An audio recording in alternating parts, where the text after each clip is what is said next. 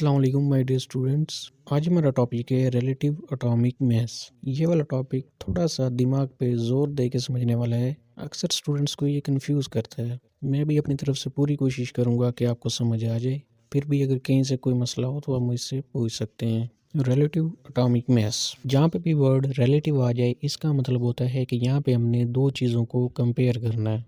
तो क्योंकि ये टॉपिक है रिलेटिव एटॉमिक मैसेज, हम यहाँ पे एटम्स के मैसेज को कंपेयर करेंगे कि कौन सा एटम किस से कितना हैवी है और किस से कितना लाइट है।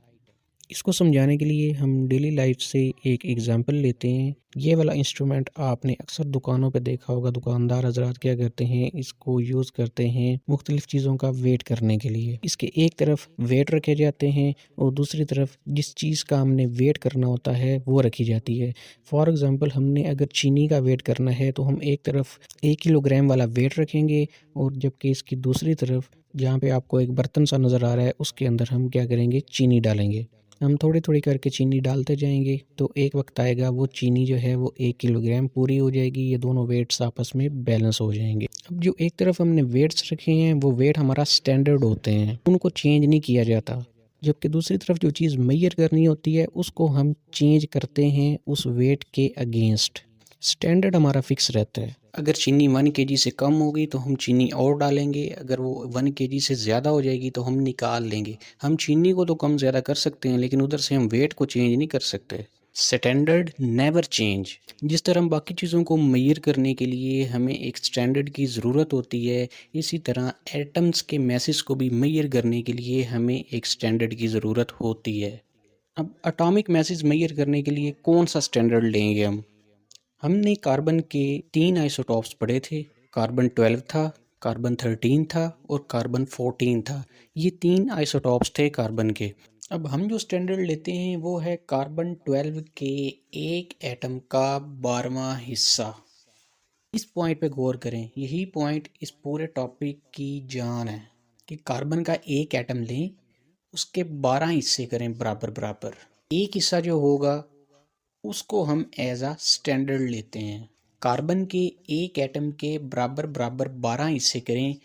उन 12 हिस्सों में से एक हिस्से का जितना मैस होगा वो मैस हम एज अ स्टैंडर्ड लेंगे। लेट्स सपोज हमारे पास कार्बन का एक एटम था, ये हमने उसके 12 हिस्से कर लिए। हर हिस्से का मैस जो है वो इक्वल है। इन 12 में से एक जो आपको ब्लू कलर का नज़र आ रहा है, लेट्स सपोज ये हम एज अ स्टैंडर्ड लेंगे। इसका जितना भी मैस है वो हमारा स्टैंडर्ड होगा। इस स्टैंडर्ड के अगेंस्ट हम बाकी के तमाम एटम का एटॉमिक मैस फाइंड आउट करते हैं। इसी के लिहाज से हम बाकी के एटम का मैस इसके साथ कंपेयर करके मालूम करते हैं। रिलेटिव एटॉमिक मैस के लिए जो हम यूनिट यूज़ करते हैं वो है AMU, एटॉमिक मैस यूनिट।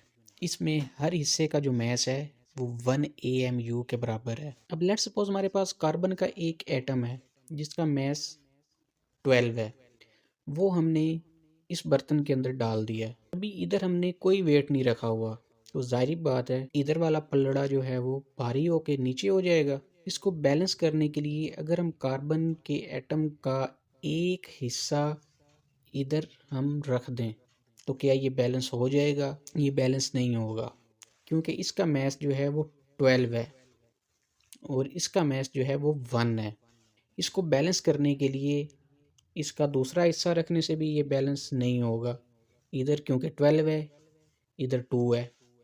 तीसरा हिस्सा अगर हम इधर रखेंगे फिर भी ये बैलेंस नहीं होगा, क्योंकि इधर 12 है, इधर 3 है।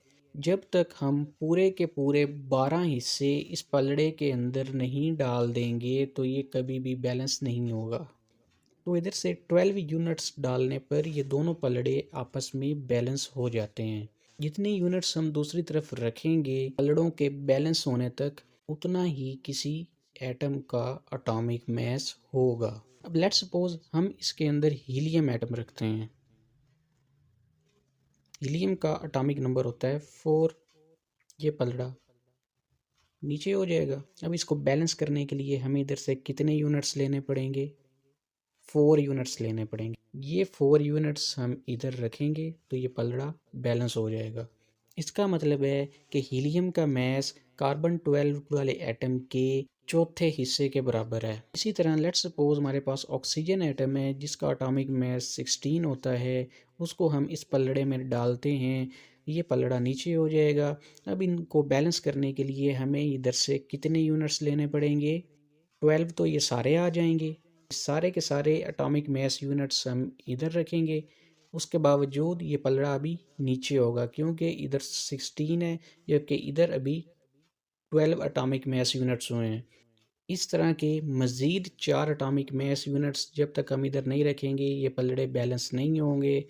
इससे पता चलता है कि ऑक्सीजन का मास कार्बन 12 के 16 एटॉमिक यूनिट्स के बराबर है। क्लियर हो गया? Since discovery of atoms, chemists have tried to compare their masses. जब से एटम का कॉन्सेप्ट आया, एटम डिस्कवर हुआ, केमिस्ट्स मुसलसल कोशिश कर रहे थे कि इन एटम्स के मैसेज को आपस में कंपेयर किया जाए, कौन सा एटम किससे कितना हैवी है, किससे कितना लाइट है।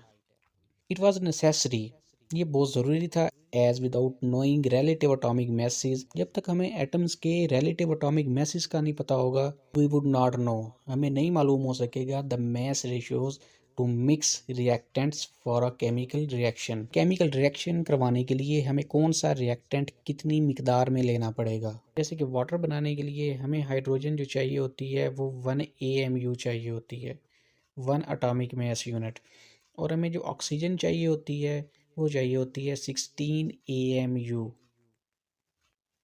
अगर इससे क्वांटिटी थोड़ी सी ऊपर या थोड़ी सी भी नीचे होगी तो वाटर कभी भी नहीं बनेगा। इससे पता चला कोई भी केमिकल रिएक्शन करवाने के लिए हमें उनके एटॉमिक मैसेज का इल्म होना चाहिए।